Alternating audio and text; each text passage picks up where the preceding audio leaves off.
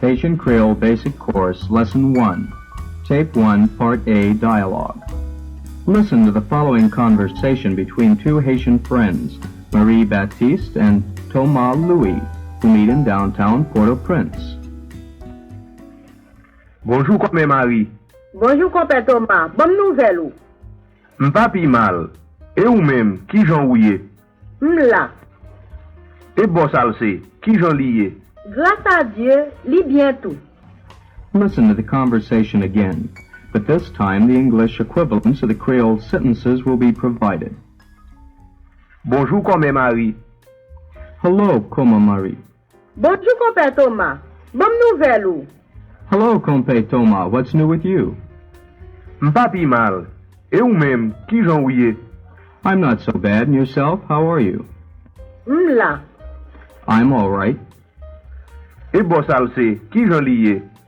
And Boss Alcé, how is he? Grâce à Dieu, li bien tout.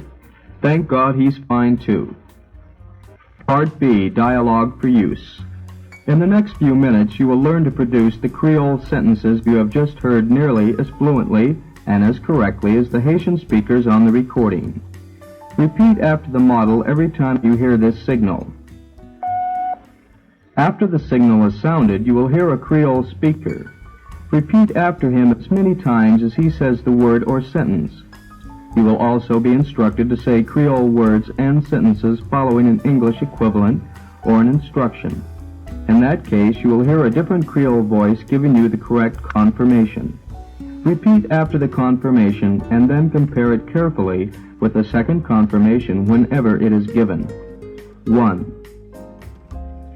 The man Compa Thomas says, "How do you do?" Bonjour. Bonjour. When you pronounce the last part of that word, round and tense your lips. Joue. Joue. The first sound is like that of the English words pleasure and leisure. Joue. Joue. Remember to tense and round your lips when you pronounce Bon. Bon. Say hello. Bonjour. Bonjour. Bonjour. 2. The woman's name is Marie. Marie. It contains a soft g sound. Practice saying the first words with a hard g sound and then with a soft g sound. Maggie. Marie. Maggie. Marie. Count out a 1-2 rhythm as you say A. I. A. I. Marie. Marie. say the woman's name. Marie. Marie. Marie. 3. Do you remember how to say hello? Bonjour. Bonjour. 4. In greetings, Marie Conte Thomas uses a term of address used frequently among country people and city folk of humbler origin.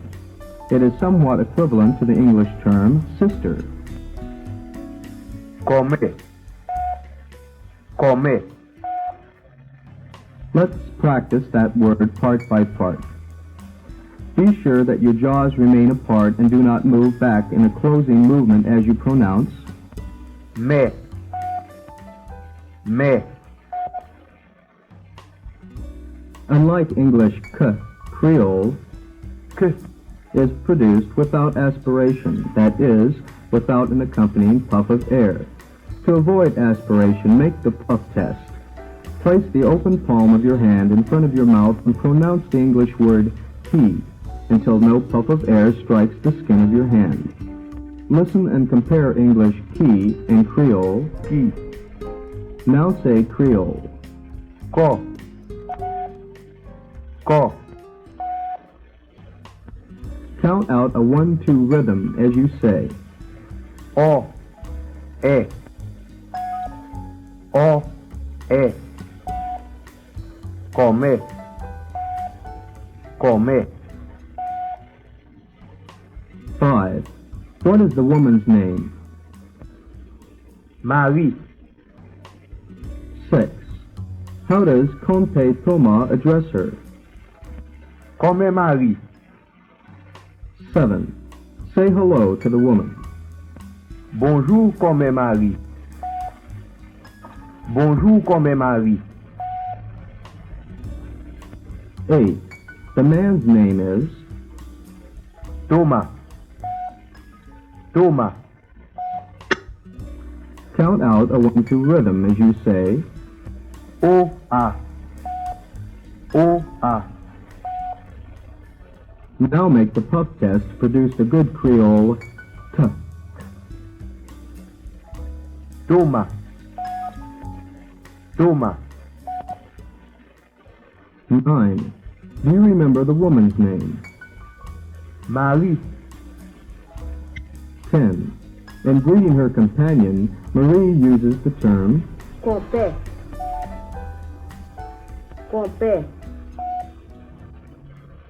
keep your jaws apart as you pronounce the vowel of Père.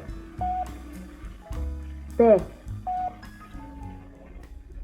11. What is the man's name? Thomas. Thomas. 12. How does Maria greet him? Compère Thomas. Compère Thomas.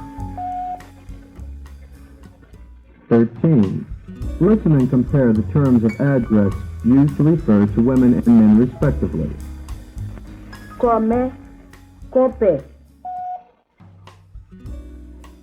Comme. Compère.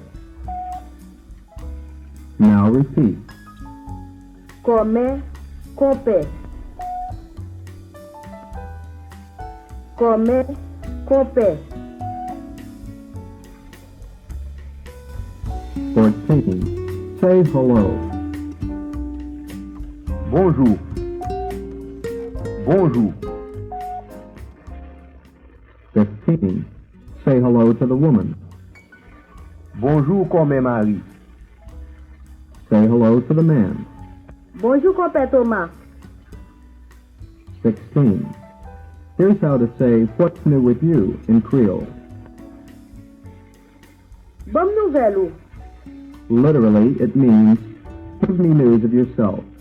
Let's repeat this sentence part by part. You, Ou. Ou. news, Nouvelle. Nouvelle. To pronounce final L in Creole, the tip of your tongue should touch your upper front teeth. Nouvelle. Nouvelle. News of yourself. Nouvelle ou? Nouvelle ou? Give, Bas. Ban. Bas. Ban. give me, Bum. Bum. say give me. Bum. Bum. Repeat and try to pronounce like the Haitian speaker on the tape. Bonne nouvelle ou? Bonne nouvelle ou? Bonne nouvelle ou? How do you say in Creole, what's new with you? Bonne nouvelle ou? Bonne nouvelle ou? 17. Do you remember how to say hello? Bonjour. Bonjour. 18. How would you say, what's new with Come Marie? Bonne nouvelle comme Marie. Bonne nouvelle comme Marie. 19. Say hello to Comte Thomas. Bonjour, compère Thomas. Bonjour, compère Thomas. 20. Now ask him what's new with him. Bonne nouvelle ou? Bonne nouvelle ou? 21. Greet Marie and ask her what's new with her. Bonjour comme Marie. Bonne nouvelle ou? Bonjour comme Marie. Bonne nouvelle ou? 22. Now ask her how Comte Tome is doing. Bonne nouvelle, compère Thomas. Bonne nouvelle, compère Thomas. 23. In the conversation, how does Marie greet Comte Thomas? Bonjour, compère Thomas. Bonne nouvelle ou? Bonjour, compère Thomas. Bonne nouvelle ou? 24. He replies that he isn't doing so bad. Literally, I'm not more badly. M'pa pi mal. M'pa pi mal. Listen and repeat the sentence part by part and try to pronounce exactly like the voice on the tape. Badly. Mal. Mal. When you try to pronounce this word, open your mouth wide and be sure that the tip of your tongue touches your upper front teeth. Mal. Mal. More. Pi. Pi. Make the puff test pronounce the puff sound without aspiration. That is, place the open palm of your hand in front of your mouth and try not to produce any puff of air. Pi. Pi. Not more badly. Pa pi mal. Pa pi mal. Make the puff test again and try to pronounce the puff sound like the Haitian speaker. Pa pi mal. Pa pi mal. I'm not so bad. M'pa pi mal. M'pa pi mal. In Creole is simply a strongly articulated sound. Begin by humming and say the sentence. M'pa pi mal. M'pa pi mal. 25. How do you say I'm not so bad in Creole? M'pa pi mal. M'pa pi mal. M'pa pi mal. 26. You remember how to say hello. What's new with you? Bonjour, bonne nouvelle ou? Bonjour, bonne nouvelle ou? 27. Reply to the voice on the tape. Bonjour, bonne nouvelle ou? M'pa pi mal. 28. Say I'm not so bad.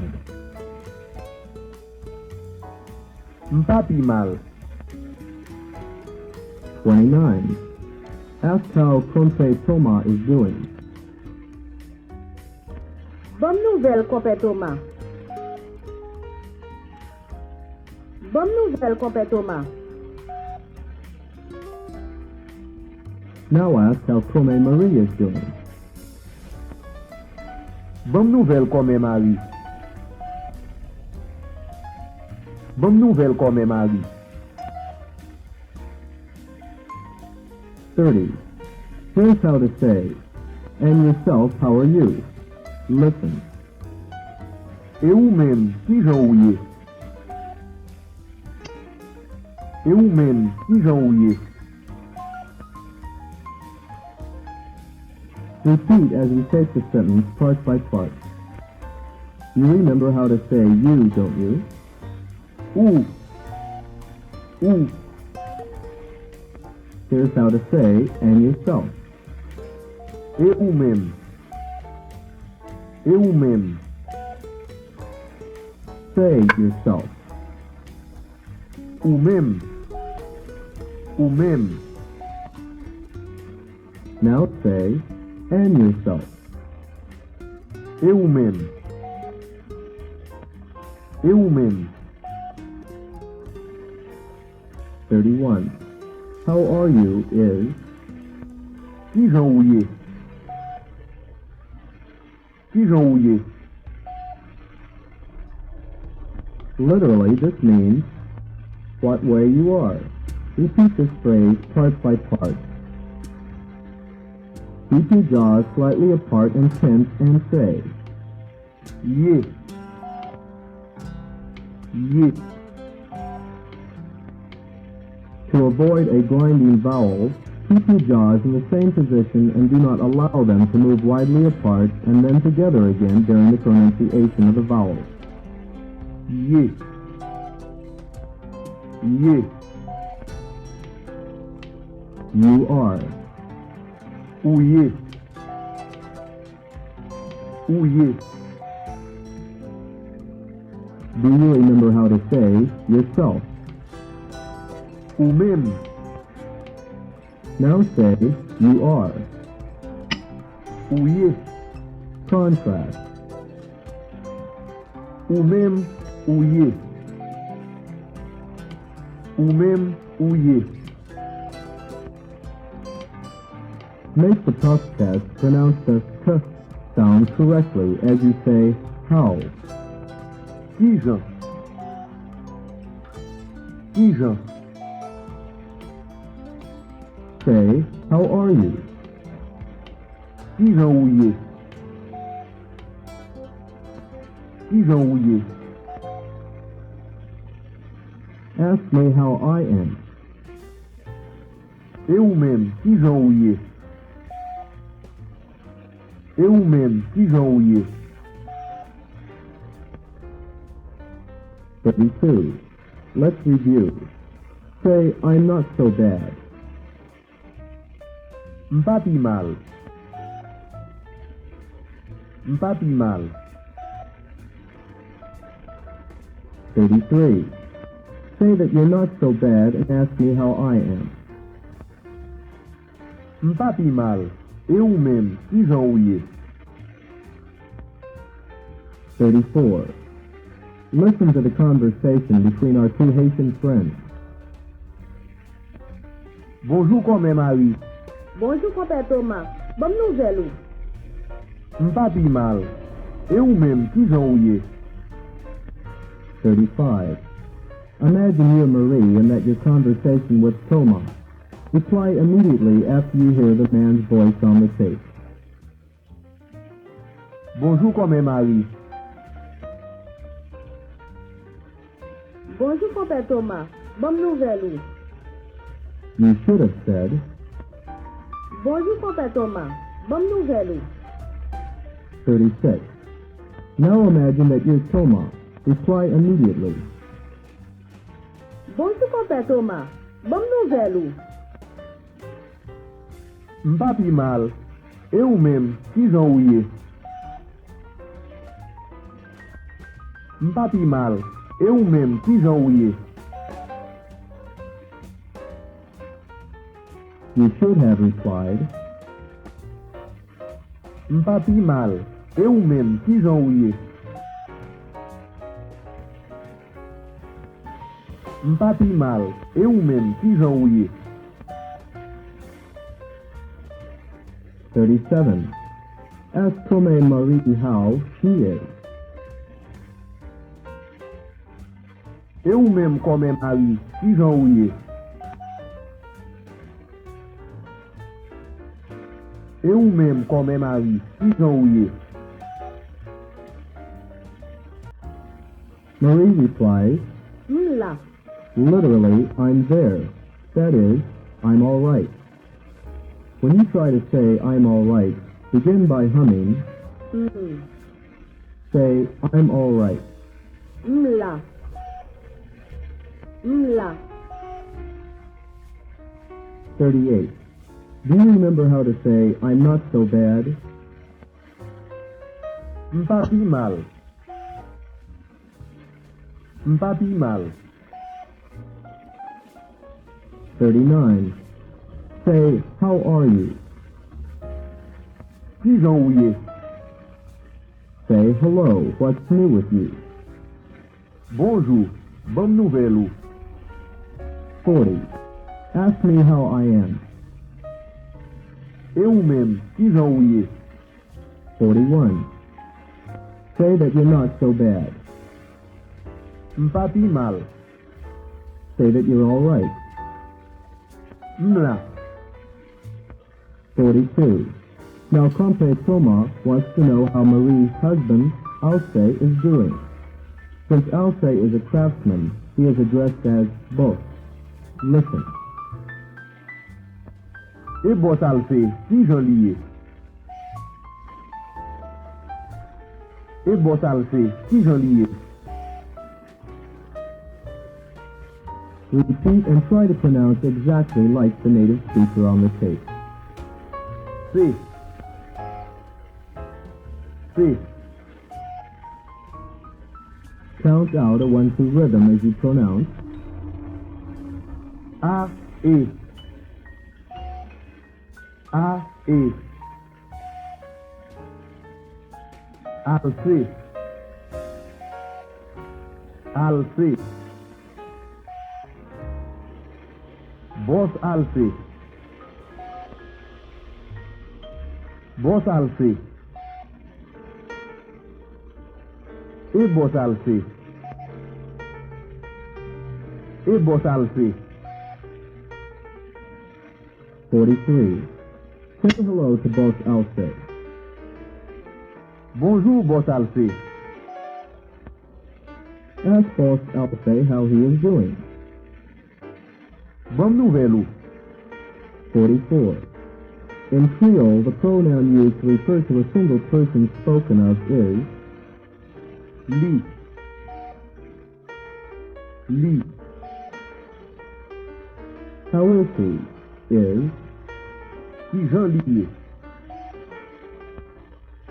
Ki jan li ye? 45. Say and boss Alcé, how is he? E boss Alfe, ki jan li ye? E boss Alfe, ki jan li ye? Say, and Come Marie, how is she? E kome mari, ki jan li ye? E kome mari, ki jan li ye? 46. Listen and compare the pronoun forms in these two sentences. E kompe Toma, ki jan li ye? E kome mari, ki jan li ye?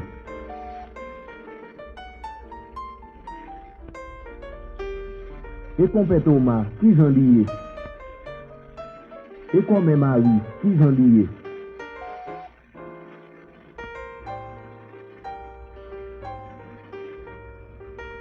Do the pronouns sound different? No.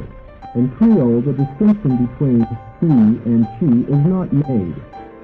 Say, how is he? Ki jan li ye? Ki jan li ye? Say, how is she? Ki jan li ye? Ki jan li ye? Say, how are you? Ki jan ou ye? Ki jan ou ye? 47. Do you remember how to say, I'm all right. Mla. Mla. 48. How would you say, he's all right? Lila. Lila. 49. Do you remember how to say, what's new with you? Bam nouvelle. How would you say, and both I'll say, what's new with him? E boss al se, bam nouvelle li. E boss al se, bam nouvelle li. 50. Ask how both I'll say is. E boss al se, ki jan li ye. E boss al se, ki jan li ye. 51. When asked that question, Marie replied, Grâce à Dieu, li bien tout. Grâce à Dieu, li bien tout. Thank God he's fine too. Repeat that sentence part by part. Also, Tout. Tout. fine, Bien. Bien. he's fine. Li bien. Li bien. How do you say he's fine too in Creole? Li bien tout. Li bien tout. 52. Say I'm fine too. Li bien tout. Li bien tout. 53. Say Comme Marie. She's fine too. Comme Marie, li bien tout. Comme Marie, li bien tout. 54. Do you remember how to say she's all right? Lila. Lila. 55. God is. Dieu. Dieu. In pronouncing the vowel, your jaws should be slightly apart and should not move open or closed positions. Dieu. Dieu. Count out a 1-2 rhythm as you repeat. A, E. A, E. When you try to say thank, remember that the second sound is a soft g. Grâce. Grâce. Say thanks to God. Grâce à Dieu. Grâce à Dieu. 56. Say thanks to God, he's fine too. Grâce à Dieu, li bien tout. Grâce à Dieu, li bien tout. Grâce à Dieu, li bien tout. 57. Listen and compare the following statement and question respectively. Li bien tout. Li bien tout. Practice the question. Li bien tout. Li bien tout. Say, is he fine too? Li bien tout. Li bien tout. How would you say, are you fine too? Ou bien tout. Ou bien tout. 58. Do you remember how to say, what's new with Comte Thomas? Bonne nouvelle, copain Thomas. Say, what's new with you, Comte Thomas? Bonne nouvelle ou copain Thomas. Bonne nouvelle ou copain Thomas. Say, what's new with you, Bosalce? Bonne nouvelle ou Bosalce. Bonne nouvelle ou Bosalce. 59. say Comme Marie is all right. Comme Marie là. Comme Marie là. 60. Say that thanks to God you're fine. Grâce à Dieu, nous bien. Grâce à Dieu, nous bien. Say, thanks to God he's fine too. Grâce à Dieu, lui bien tout. Grâce à Dieu, lui bien tout. Say, that thanks to God he's not so bad. Grâce à Dieu, lui pas plus mal. Grâce à Dieu, lui pas plus mal. 61. Now that you can say all of the sentences it contains and many others like them, repeat the conversation between Koma Marie and Kompe Thomas. Bonjour, Comme Marie. Bonjour, compère Thomas. Bonne nouvelle ou? M'pas plus mal. Et ou même, qui j'en ouye? Là, Et bon salse, qui j'en liye? grâce à Dieu, li bien tout. End of Tape 1, Part A.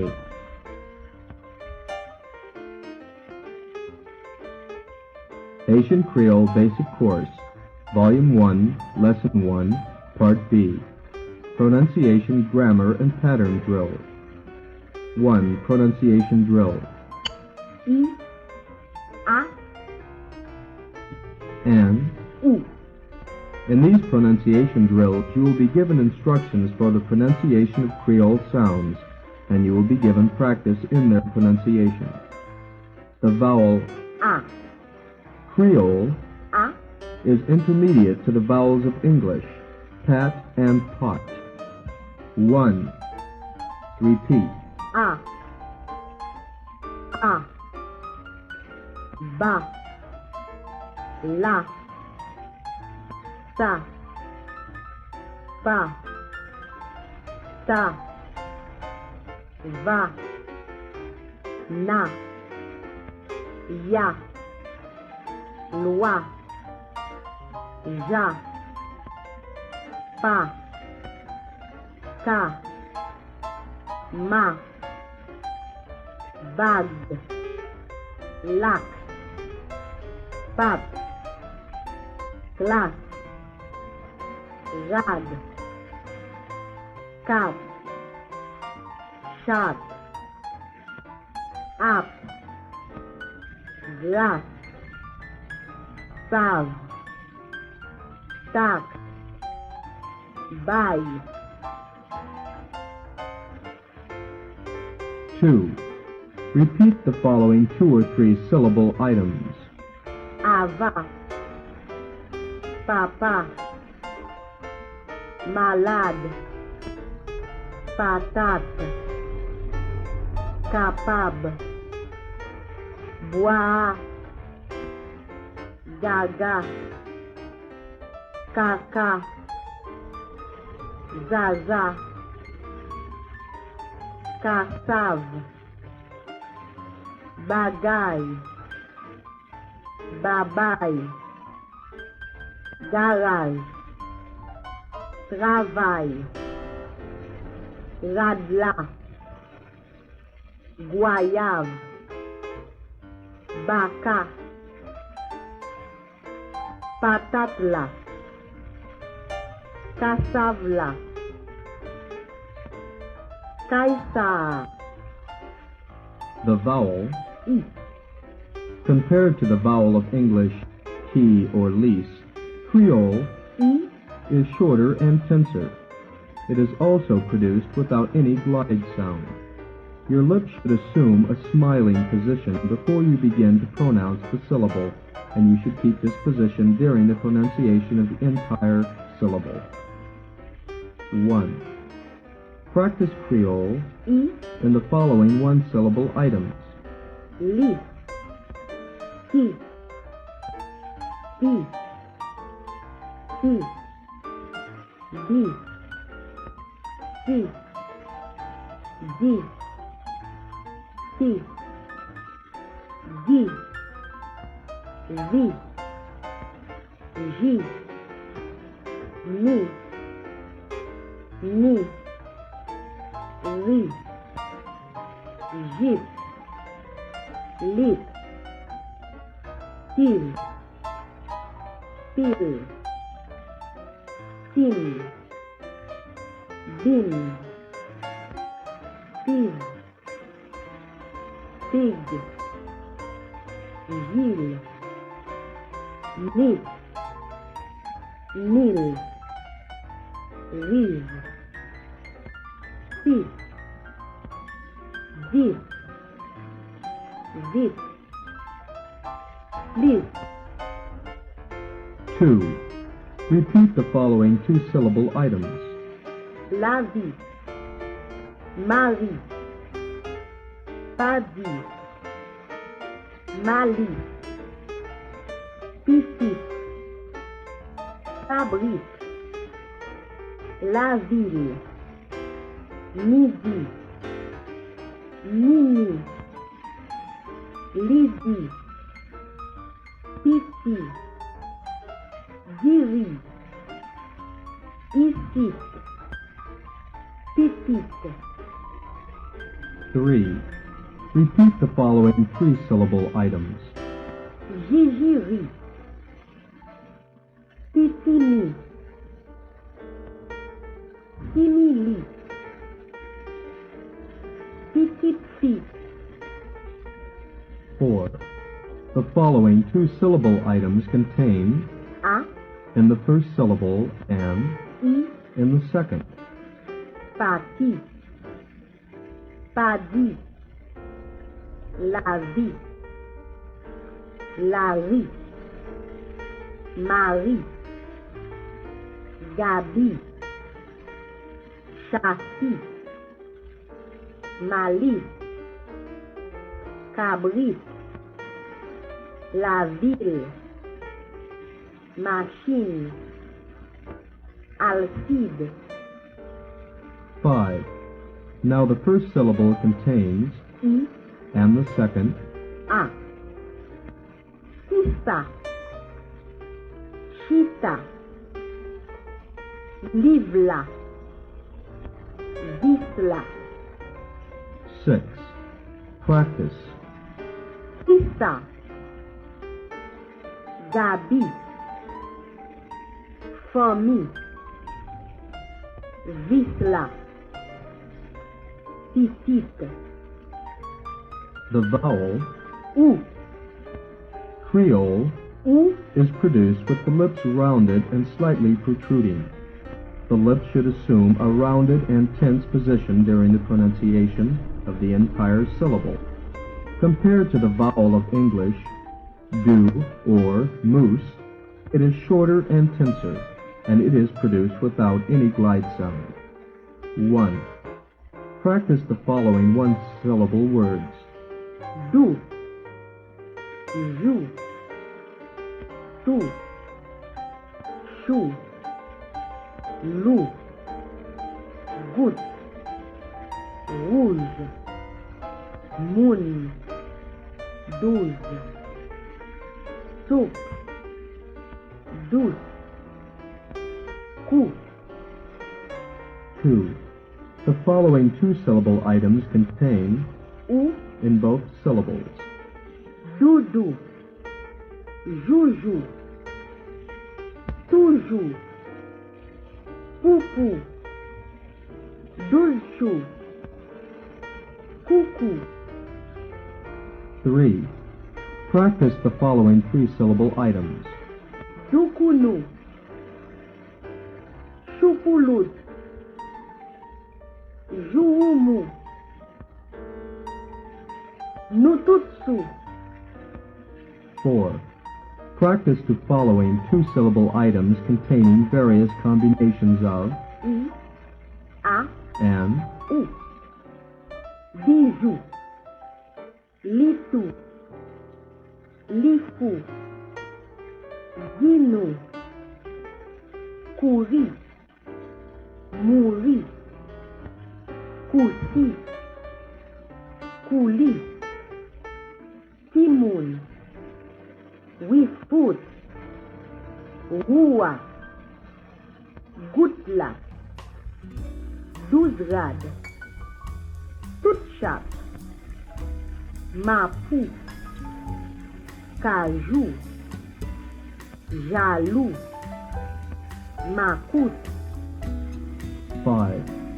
Practice the following items containing various combinations of I, A, and Ou, Bakoulou, Mabdiou, Timounou, Yabdiou, Pisitla, Diria, Inisil, Ladissa, Ligisit, Ouisit, Pisitou, ou malade, ou papi mal. 2. Grammar. A. Lexical variation exercises. In the following exercises, substitute the cue in the appropriate slot of the base sentence. Construct a new sentence containing the cue. 1. Repeat the basic sentence. Bonjour, Comé. Bonjour, Comé. Compé. Bonjour, Compé. Bossalcé. Bonjour, Bossalcé. Thomas Louis. Bonjour, Thomas Louis. Marie-Baptiste. Bonjour, Marie-Baptiste. Comé. Bonjour, Comé. 2. Basic sentence. Bonne nouvelle ou Bossalcé. Bonne nouvelle ou Bossalcé. Marie. Bonne nouvelle ou Marie. Thomas Louis. Bonne nouvelle ou Thomas Louis. Marie-Baptiste. Bonne nouvelle ou Marie-Baptiste. Thomas. Bonne nouvelle ou Thomas. Bossalcé. Bonne nouvelle ou Bossalcé. 3. Basic sentence. Mla. Mla. Li. Lila. Marie. Marie-la. Thomas. Thomas-la. Bossalcé. Bossalcé-la. Mla. 4. Basic sentence. Et Marie, qui j'en lié? Et Marie, qui j'en lié? Et Thomas. Et Thomas, qui j'en lié? Et Bossalcé.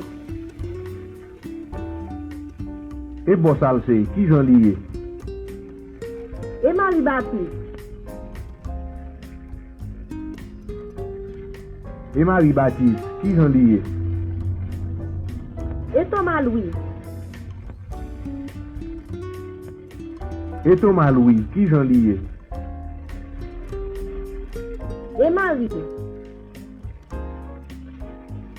Et Marie, qui j'en lié? 5. Basic sentence. Grâce à Dieu, dis bien tout. Grâce à Dieu, lis bientôt. Marie. Grâce à Dieu, Marie bientôt. Thomas. Grâce à Dieu, Thomas bientôt. Thomas Louis. Grâce à Dieu, Thomas Louis bientôt. Bossalcé. Grâce à Dieu, Bossalcé bientôt. Li. Grâce à Dieu, lis bientôt. 6. Basic sentence. Et Marie, lis bientôt. Et Marie, lis bientôt. Et Thomas, Et Thomas, lis bientôt. et Bossalcé, Et Bossalcé, lis bientôt. et Thomas Louis, Et Thomas Louis, lis bientôt. et Marie, Et Marie, lis bientôt. 7. Basic sentence. Lapkembe toujours. Lapkembe toujours. Marie, Marie apkembe toujours. Bossalcé, Bossalcé apkembe toujours. Thomas, Thomas apkembe toujours. lis, Lapkembe toujours. 8. Basic sentence. et ou même Bossalcé, qui j'en ouye. Et ou même Bossalcé, qui j'en ouye. Mon cher,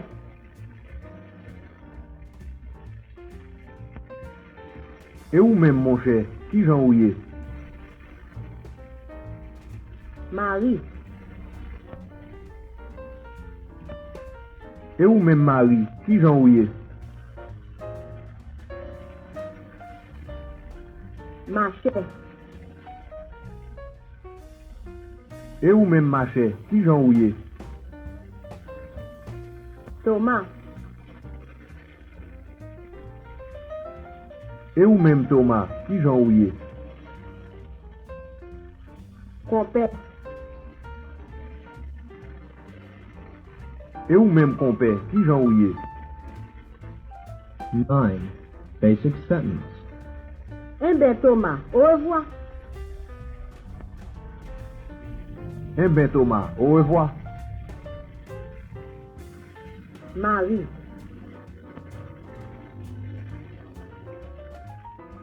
Eh ben Marie, au revoir. mon cher, Eh ben mon cher, au revoir. Bossalcé, Eh ben Bossalcé, au revoir. ma chère, Eh ben ma chère, au revoir. commerce, Eh ben commerce, au revoir. 10. Basic sentence. oh oui mon cher, y a grandi. Oh oui mon cher, y a grandi. Marie, Oh oui Marie, y a grandi. Bossalcé, Oh oui Bossalcé, y a grandi. Thomas Louis,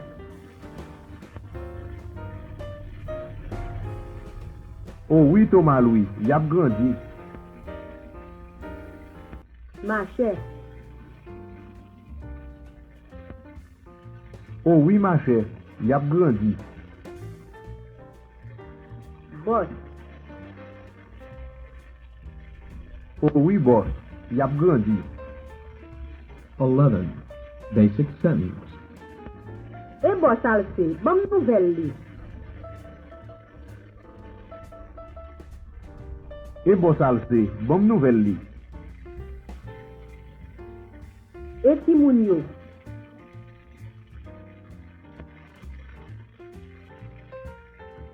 Et Timoun yo, bonne nouvelle yo. et ou même,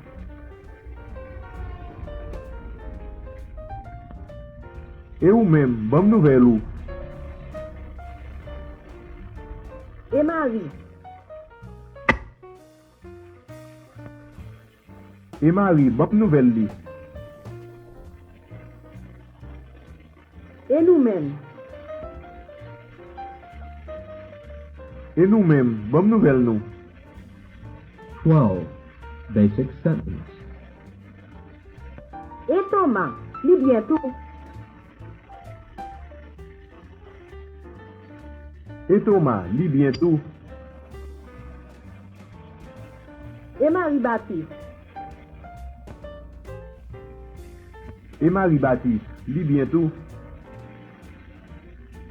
E ou même?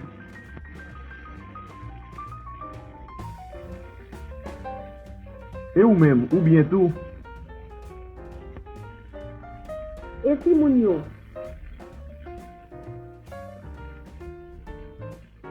Et Timoun yo bientôt.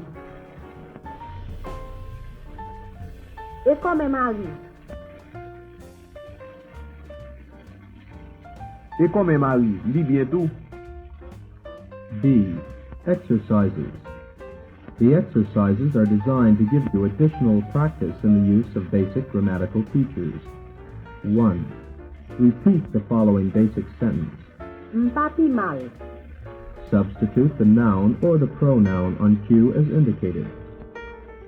Li. Li papi mal. Yo. Yo papi mal. Thomas Louis. Thomas Louis papi mal. Nous. Nous papi mal. Bossalse. Bossal se papi mal. Ou. Ou papi mal. Moi. M'papi mal. 2. Repeat the sentence. Bonne nouvelle ou? Change the noun or pronoun in cue. Li. Bonne nouvelle li. Marie-Baptiste. Bonne nouvelle Marie-Baptiste. Yo. Bonne nouvelle yo. Louis. Bonne nouvelle Louis. Marie. Bonne nouvelle Marie. Nous. Bonne nouvelle nous. 3. Repeat. M'la. Change the noun or pronoun in cue. Yo. Yo la. Li. Li la. Nous. Nous la. Moi. M'la. Li. Li la. Yo. Yo la. 4. Repeat. Qui j'en ouye? Change the noun or pronoun in cue. Li. Qui j'en liye? Bossalse. Qui j'en bossal se ye? Yo. Qui j'en yo ye? Ou. Qui j'en ou ye? Nous. Qui j'en nou ye? Marie. Qui j'en mari ye?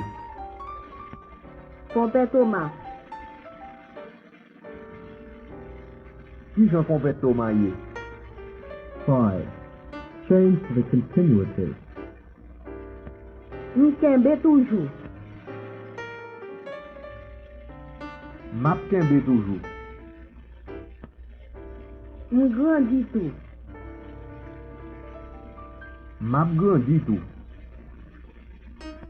Ou ban nou nouvel li. Wap ban nou nouvel li. Ou kembe. Wap kembe. Si moun yo grandi tout. Si moun yo ap grandi tout. 6. Change from the continuative to the simple verb form. Map kembe. M'kembe. Wap ban nou nouvel li. Ou ban nou nouvel li. Map grandi tout. M'grandi tout. Lap kembe toujou. Li kembe toujou. Si moun yo ap grandi. Si moun yo grandi. 7. Translate into Creole. I'm holding on. M'ap kembe. They grew up. Yo grandi. You're growing up. Wap grandi. We hold on. Nou kembe. I'm growing up. M'ap grandi. C. Question. 1. Question answer. Using the pronouns and the Q in parenthesis, reply in a complete sentence. Example. Question. E ou men, ki jan ou ye? Q. La. Answer.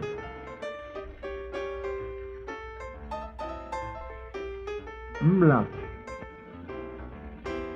E mari, ki jan li ye? Bien.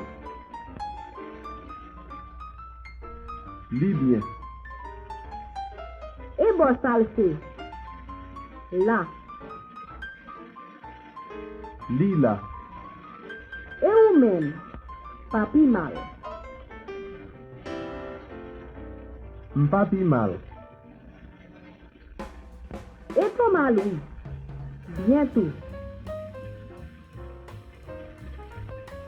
Li bientou.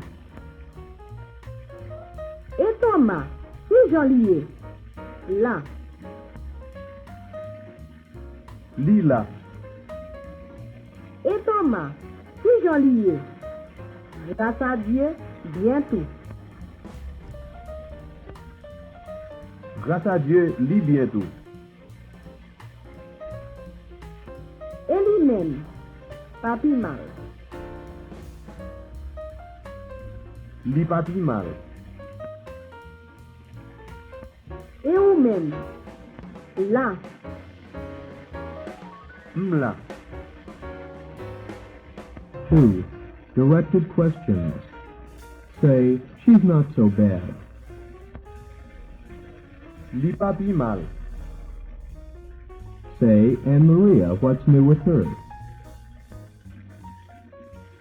E Marie, bom nouvel li. Say, are you fine? Ou bien, Ask someone how he himself is. e ou même, comment ou ye? Ask whether she's fine too. E li même, li bientou. 3.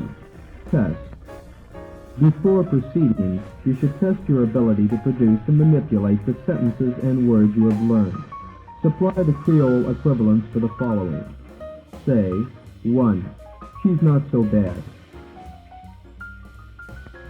Li papi mal. 2. Anne Maria, what's new with her? E Marie, bom nouvel li. 3. Are you fine? Ou bien, 4. He's all right. Li la. 5.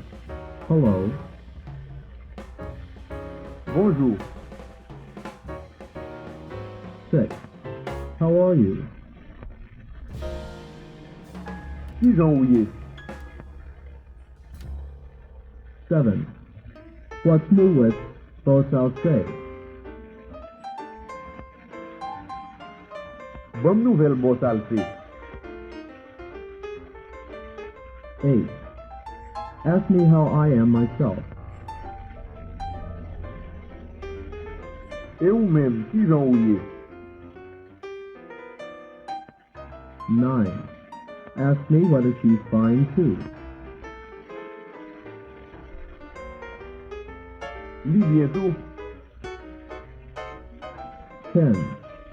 Tell me that he's not so bad.